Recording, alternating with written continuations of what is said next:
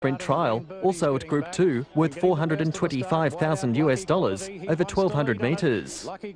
Sunny Power was a narrow favourite ahead of Medic Power, Green Birdie and Enthused. To Inspiration, Medic Power, then Green Birdie, Sunny Power and Armada drop down to last as Lucky Quality burns along in the lead. It's shades of the mile trial. It's Lucky Quality 3 lengths clear.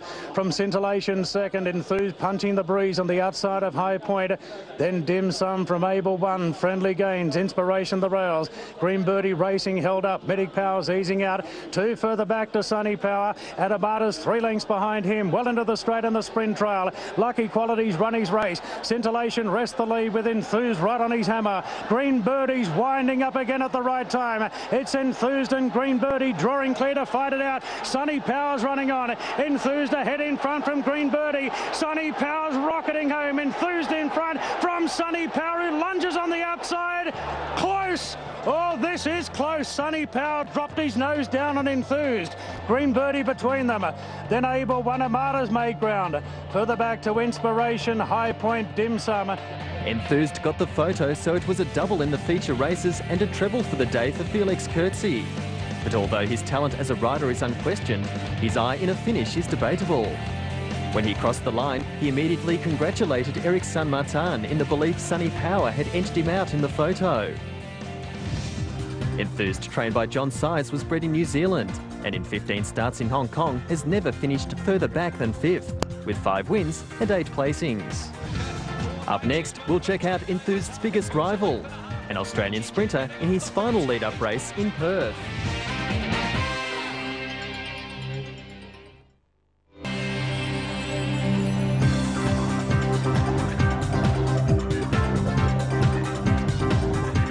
Welcome back to Ascot Racecourse in Perth, Western Australia, where the club had promoted the Winterbottom Stakes as a virtual match race between 2 of the nation's most popular horses.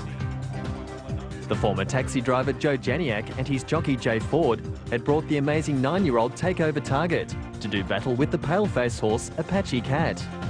And as the 2 sprinters with 33 wins between them paraded, the crowd was full of anticipation for the rare chance to see the Eastern States stars. After 5 Group 1 wins in a row last season, Apache Cat had failed badly in Melbourne at his most recent start, but was using the Winterbottom as a trial for a trip to Hong Kong for the international sprint a fortnight later. They'll sizzle, racing. Takeover Target narrowly ran favourite ahead of Apache Cat, with the former Winterbottom winner Marasco the best of the locals, despite coming back in distance. And Apache Cat driving up near the fence to be 4th on the rail. Surprise Impact is going to settle behind those with Royal Lot, and they back the speed off now as Takeover Target settles just in front. Over on the outside, Hips Don't Lie, Marasco and Innovation back on the inside last at the 700 as Ford steadies up Takeover Target, and the veteran champion leads the way coming off the riverside of the course at the 600. He's out by half a length. Danny Bowes cruising up there at his girth. Apache Cat coiled up though on the inside. He's looking for an out. He's badly pocketed as Hatterby Clorker pulls out 3 wide. Surprise Impact behind them, trailed by Marasco, Royal Lot. Then Hips Don't Lie and Innovation. Homeward bounded Danny Bow on the outside, eyeballing Takeover Target. Brown looking for a run behind them with Apache Cat. Then Hatterby Clorker. Ford makes his move and Takeover Target boots a length and a half with Apache Cat getting off the fence. He's closing rapidly. Takeover Target, Apache Cat, Takeover Target, nearly a dead heat. Give it to Takeover Target, a nose Apache Cat. Great finish. Marasco flying home late, followed by Hatterby Clorker. Danny Bow ran a race. Royal Lot, followed by Innovation, Surprise Impact, and Hips Don't Lie. It's a thriller. Perth Racing has made a concerted effort in recent years to revive interest in the West's Summer Carnival, and this fabulous jewel was a justification of their efforts.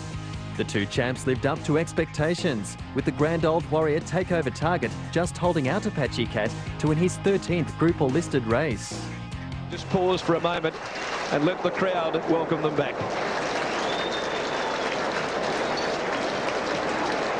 Well, ladies and gentlemen, you've today witnessed one of the great and epic battles on the WA turf. Owner-trainer Joe Janiak has become a cult figure since paying less than $1,000 for his horse, which has now won more than $3.5 million on current exchange rates. Takeover Target has now taken the former taxi driver around the world, and his passion for his horse is evident. we took it pretty light. When we first got invited, we thought, oh, it's just a matter of coming over and picking up the money.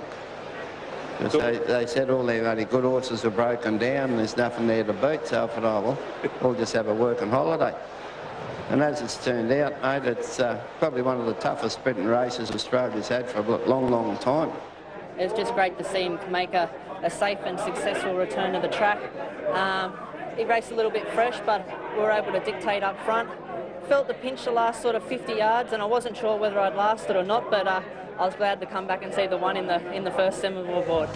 Apache Cat has become a cult figure himself with his white markings, and he was game in defeat and showed trainer Greg Urell he was worthy of a trip to Hong Kong. It was great to see him race the way he did today, and certainly proved that you know, he's still got it, and to get beaten by Takeover Target, there's no shame in that. But anyway, it's very happy with our bloke, and I think he warrants a trip. Janiak told the crowd Apache Cat would win the international sprint in Hong Kong. Ironically, the same race Takeover Target was controversially scratched from 2 years ago. Ladies and gentlemen, mate, how good was that? Eh? Yeah, it just does not get any better.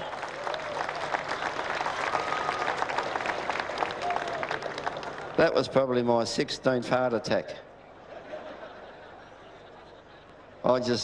Honestly, I didn't think he got there. Apache Cat, mate, how gutsy is he? He took him from the outside and he wore him down. You know? Don't ever think there's anything wrong with Apache Cat, mate. He's one of the greatest horses in the world.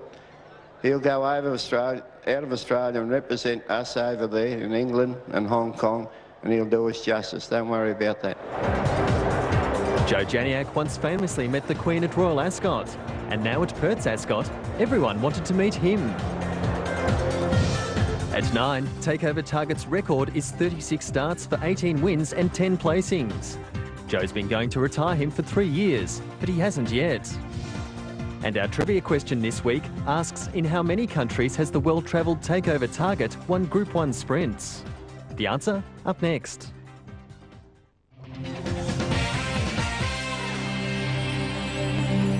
Takeover Target has won Group 1 races in Australia, Singapore and Japan.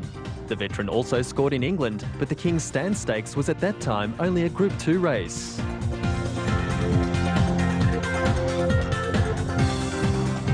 To Argentina now, and the first visit to South America for the world's most famous jockey, Frankie Dettori. Dettori was aboard the favourite number 1 Cagnotti in the Grand Premier Selección, otherwise known as the Argentinian Oaks. He was expected to have strong opposition from the 1,000 guineas winner Savoir Bien, number 7. While the omen tip for Ladies' Day was the 10-to-1 chance number 4 Mismatch, the only filly in the race trained by a female. The Group 1 Oaks carried prize money of more than $200,000 US.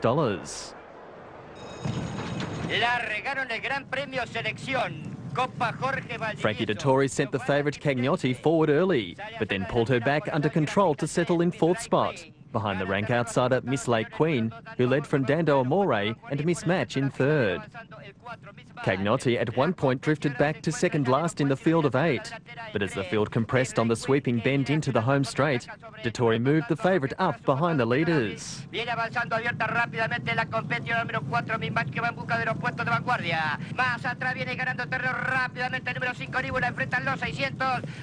Mismatch had been content to race wide and moved up to challenge Dando Amore, as Miss Lake Queen began to tire.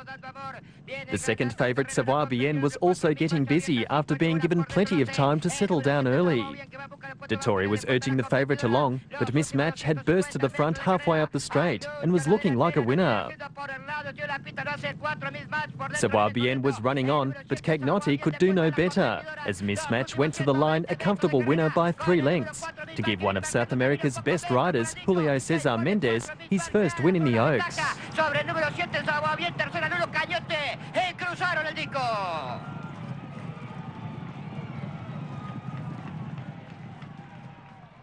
Born in Uruguay, Mendez has ridden in Argentina for more than 10 years. His biggest wins coming on latency in the Latino Americano and the Carlos Pellegrini. First held in 1893, the Oaks had never been won by a female trainer. But breaking new ground with Mismatch was Maria Virginia Pascual, the daughter of former Trainer of the Year Domingo Pascual.